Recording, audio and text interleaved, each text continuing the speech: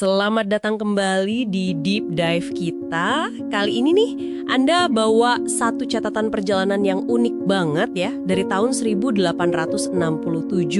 Seorang dokter Belanda, Dr. S.A. Buding. Kayaknya menarik nih. Betul. Sumber ini nunjukin satu fenomena alam yang luar biasa di Banten zaman dulu. Pohon beringin raksasa Cimanuk. Pohon beringin raksasa Cimanuk. Oke, jadi misi kita hari ini apa nih? Mau bongkar cerita pohon ini? Iya, kita coba gali lebih dalam soal pohon ini. Gimana ceritanya dia bisa jadi semacam markas rahasia pemberontak.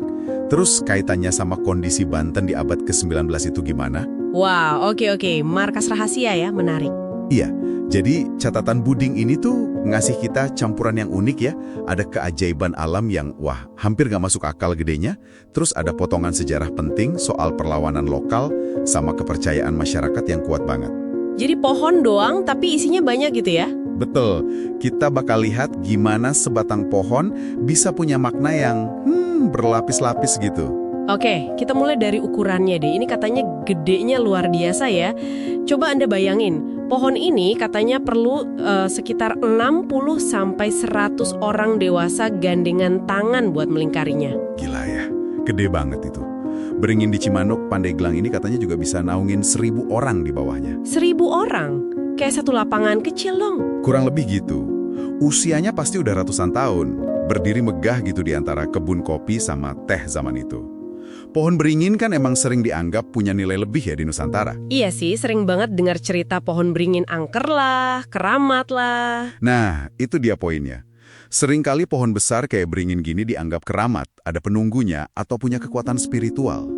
Yang menarik di sini, pohon Cimanuk ini jadi pusat kegiatan rahasia. Kegiatan rahasia? Gimana tuh?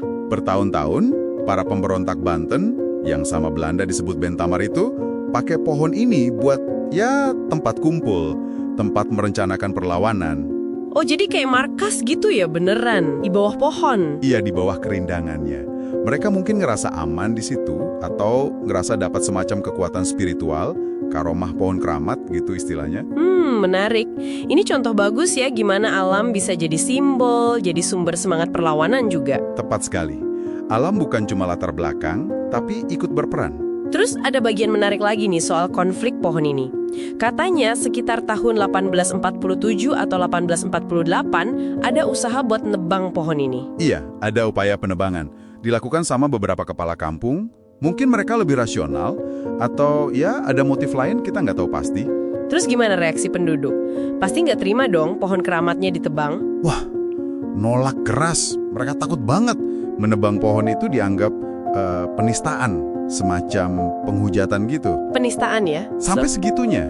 Ya mereka percaya kalau pohon itu ditebang nanti bakal datang bencana, penyakit, kutukan lah pokoknya. Kepercayaannya kuat banget. Tapi pohon itu akhirnya tumbang juga kan ya? Iya. Apa yang terjadi habis itu? Apa beneran ada bencana? Nah, ini ironisnya, setelah pohon itu tumbang, entah karena udah tua atau sebab lain, catatannya kurang detail soal ini, ternyata bencana yang ditakut-takutin warga itu nggak pernah datang. Oh ya? Nggak ada apa-apa. Nggak ada sama sekali.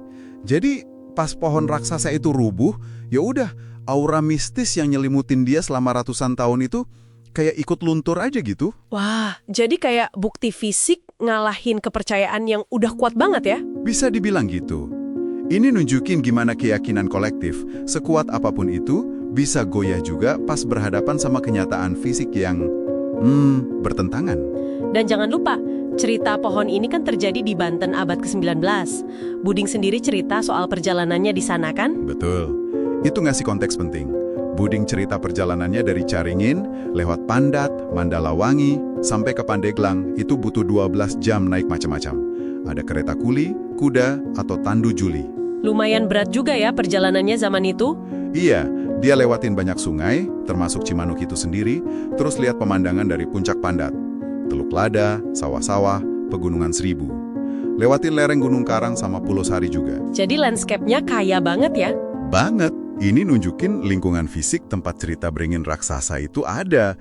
Wilayah yang kaya secara geografis, strategis juga di masa kolonial. Banyak kebun kopi dan teh. Buding juga nyatet soal asal nama Pandeglang. Oh ya?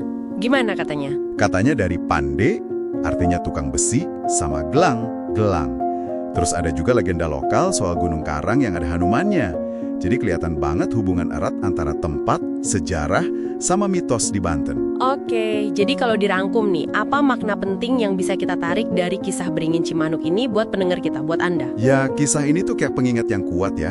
Gimana keajaiban alam, sejarah perlawanan suatu komunitas sama kepercayaan lokal itu bisa nyatu dalam satu simbol yang wah, luar biasa kuat. Simbol yang kuat, tapi sayangnya sekarang udah hilang ya. Iya, fisiknya udah nggak ada, udah hilang ditelan waktu. Cerita yang memukau sih dari catatan sejarah ini. Ya, ceritanya ini ninggalin satu pertanyaan buat Anda renungkan. Coba deh pikirin.